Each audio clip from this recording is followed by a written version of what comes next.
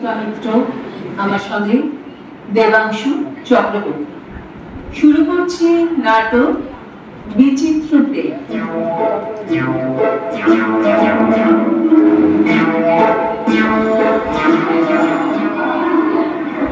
যাক, তাহলে এলে। আমি তো ভেবেছি তুমি আসবেই না। বাড়ি কাজকর্ম সেরে আসবো না? তাছাড়া খবরই তো পেলাম দুপুরে। যোগেন গিয়ে বললো তুমি স্টেশনের প্ল্যাটফর্মে দেখা করতে বলেছো। এত জায়গা থাকতে এই প্ল্যাটফর্মের কথা কি করেছে তোমার মাথায় এলো জানি না বাবু। আর এই দিকটা দিয়ে কম করো। ওই প্ল্যাটফর্মই ভালো, অনেক মালগাড়ি যাচ্ছে, দুপা এগিয়ে গলাটা বাড়িয়ে দিলেই চলবে। কি কথা রে? তোমার মার খবর কি? মা ভালো হয়ে গেছে জানো, তবে বেশ গম্ভীর গম্ভীর, কথাবার্তা বেশি বলে না। বেশি বলে না? না না, একদম বলে না। না, না, ওটা কেরোসিন তেলের এফেক্ট। বোধহয় এখনো স্টমাক থেকে তেলের গন্ধ বেরোচ্ছে। তোমার বাবার খবর রাখো? বাবা ভালোই আছে। শুধু ভালো কেন, সেগুলো তো লাভ মেরে মেরে নাচছে আর বগল বাজাচ্ছে। ছি ছি ছি, এই কথাগুলো কে শিখিয়ে দিয়েছে? তোমার মা? আমার মা আমাকে যা শিখিয়েছে তোমার বাবা তোমাকে তার থেকে ঢের ঢের বেশি শিখিয়েছে। আমার বাবা সম্পর্কে একটা রেসপেক্ট কি আমি তোমার কাছ থেকে আশা করতে পারি না? নিজের শ্বশুর, তার সম্পর্কে তোমার কি কথাবার্তা?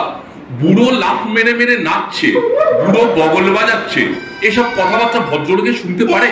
তোমার বাবা আমার শ্বশুর হয়ে গেছে আমার, ওনার বাবা আমার শ্বশুর, তোমার বাবা আমার ইয়ে মানে আমার বাবা তোমার শ্বশুর নয়? না, আনঅফিশিয়ালি নয়, কিন্তু অফিশিয়ালি তো বটে। মোটেই না, আমার লোককে আমি কোনোদিন শ্বশুর করবো না। একটা 70 বছরের পুরো দুটো ঘরের পরী খেয়ে একামি করে বাড়ি মাথায় করলো, ওই লোককে আমি শ্বশুর করবো? কোনোদিন না। আমার বাবা সম্পর্কে তুমি যা তা বলছো। 70 বছরের পুরো কখনো আমার বাবা নয়, বড় জোর মেরে কেটে এই 65 কি 66 হবে। ওই একই কথা। আর ন্যাকামো করার জন্য তো কেউ স্লিপিং ট্যাবলেট খায় না। সে আর আমি জানি না, মেয়েগুলোকে হলে খায়। শুধু তোমার মাও কেরোসিন তেল খেয়েছিল। তোমার মাও কিছু কচি কুকি নয়, তার বয়স তো 60-এর কাছাকাছি। তাহলে আমিও বলতে পারি তোমার মাও ন্যাকামি করে কেরোসিন তেল খেয়েছিল। আমার মাকে তুমি ছেলে কথা বলেছো? প্রথম থেকে যা তা বলছো। তুমি বলনি আমার মায়ের স্টমাক থেকে এখনো কেরোসিন তেলের গন্ধ বেরোচ্ছে? আমার অন্যায় হয়ে গেছে। হয়েছে তো। আমার মাথা ঠিক আছে, কতদিন কি যাচ্ছে বলো তো?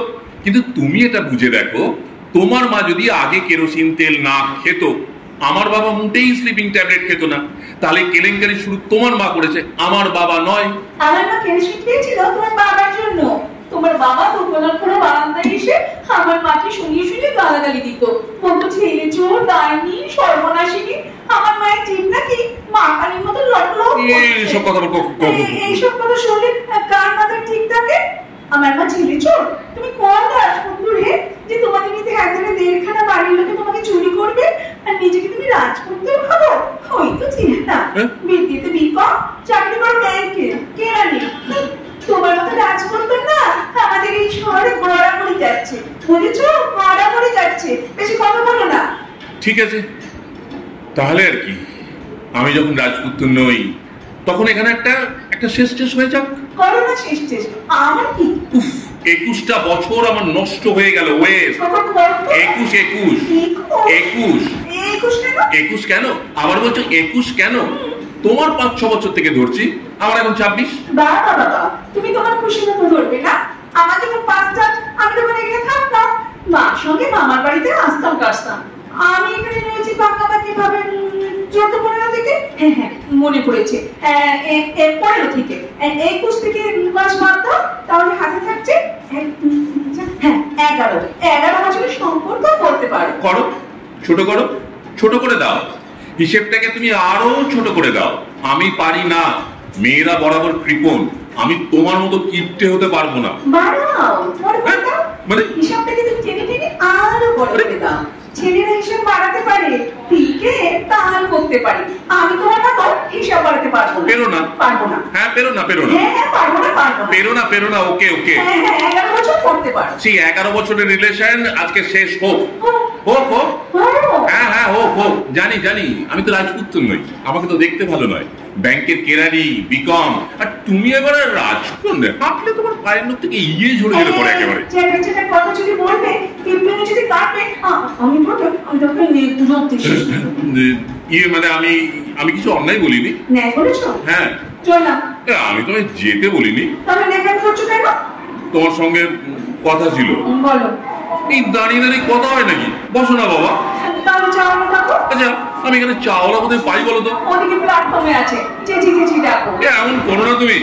এই যা যা, এই যে এত ল্যালা আসছে কোত্থেকে? এত ফুর্তি কি করে পাচ্ছ আমি বুঝতে পারছি না। বুঝতে পারছো না?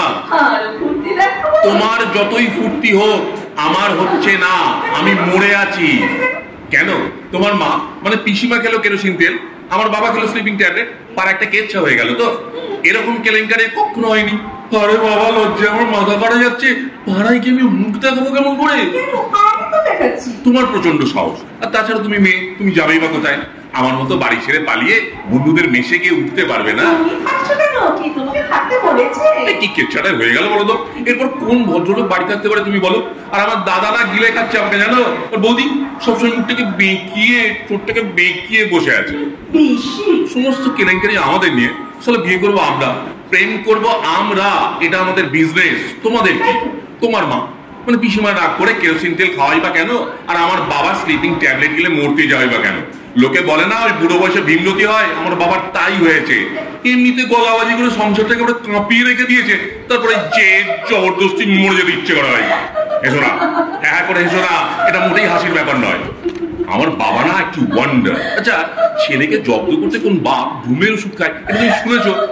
তোমরা আছে আরে কষ্ট কেন? আরে তোমাকে জব্দ করতে না, আমার মাকে জব্দ করতে। না না না, পিসিমাকে জব্দ করতে হতে পারে, তবে এটা সেকেন্ডারি, আমারটা প্রাইমারি। তুমি ঘোড়া ঠিক বুঝেছো, তোমার কোনো প্রাইমারি নেই। না মশাই, তোমার কেসই নয় এটা। তার মানে মাকে নাকে নিয়ে কিছু পঞ্চাশ মা রোজ রোজ বলে বাবা, মানে তোমার মা মানে মামা। রাগ করো না, মামা বলে ফেলেছে। ঠিক আছে পরে বাবা বলো। মামার অমৃতকে গালিগালাজ স্তরপাড়ি শুনতে শুনতে মনের দুঃখে কেরোসিন খেয়েছিল। পুরো বোতলও খায়নি, আধ বোতল কি সিকি বোতল হতে পারে। আজকাল কেরোসিন যা জোয়ার, কতটুকু তার পেটে গেছে বলো? ও পিসিমা কেরোসিন তেল খেয়েছে শুনে তুমি বলছো যে বাবার ঘুমের বড়ি খাবার জেদ চেপে উঠলো।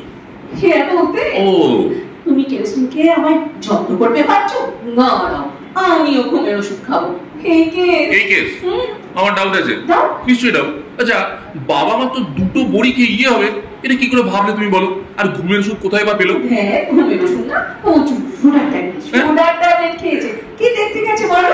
দূর বাবার এই ছেলে মানুষের কোনো মানে আছে? সমস্ত বাড়িতে একটা রই পড়িয়ে দিল। পাড়াময় রোডে গেল জনার্দন বাবু ঘুমের ওষুধ খেয়ে মরতে গিয়েছিল। স্ক্যান্ডেল। হ্যাঁ তবে তোমার বাবার মতো অতটা না। দুজনে যে কেন তাই জেদাইনি আমি বুঝতে পারি না। কে কাকে জব্দ করবে তার সবসময় একটা প্রতিদ্বন্দ্বিতা চলছে। তুমি ছেলেটা আসলে না একটা কাজ করা কিছু বোঝো না। কি বুঝবো? এর কিচ্ছু বোঝা যায় না। যাই সে যাই। কি যায়? বলবো? হ্যাঁ বলো। বলবো? কি হলো? হ্যাঁ বলো। তোমার বাবা লক্ষ্মী আমার মার সঙ্গে জোয়ার বয়সে খুব প্রেম করতো। প্রেম মানে আমার বাবার ভাষায় প্রো নয়। আগে হ্যাঁ প্রো নয়, হাফ প্যান্টের বয়স। এই যা এর মধ্যে জানা করবে না তো?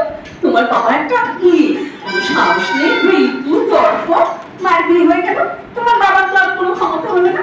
মায়ের সঙ্গে রাগ করে গা ধুলে বসে থাকো, তার জন্য এরকম চলছে। আচ্ছা আমার বাবা তোমার মার সঙ্গে প্রেম করতো, এটা তুমি কে বলেছে? দেখেছি। তুমি দেখেছো? হ্যাঁ দেখেছি। তোমার বাবাকে একটা বই মা এখনো রেখে দিয়েছে। তাতে কি লেখা আছে জানো? কি?